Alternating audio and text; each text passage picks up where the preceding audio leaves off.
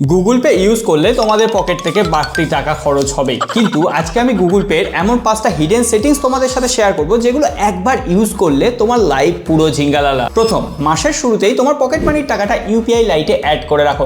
ফলে এখান থেকে যখন তোমরা পেমেন্ট করবে কোনো রকম ইউপিআই পিনের তো দরকার হবেই না, এমনকি ডেইলি এক্সপেন্সও তোমরা এখান থেকে ট্র্যাক করতে পারবে। পকেট মানির সঙ্গে ব্যাংকের টাকাটা কিন্তু মিশে যাবে না। সেকেন্ড, এখানে প্রোফাইল পিকচারে ক্লিক করার পর এখানে অটোপে অপশন রয়েছে।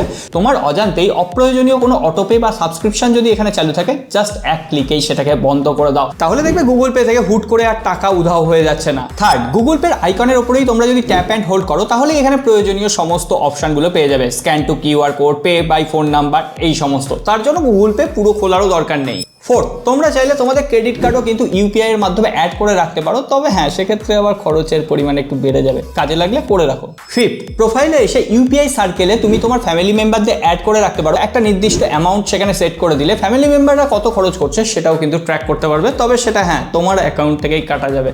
গার্লফ্রেন্ড বা ওয়াইফকে দিও না। আর হ্যাঁ, ফলো আর শেয়ার করে রেখো, যাদের কাজে আসবে বুঝে নেবে।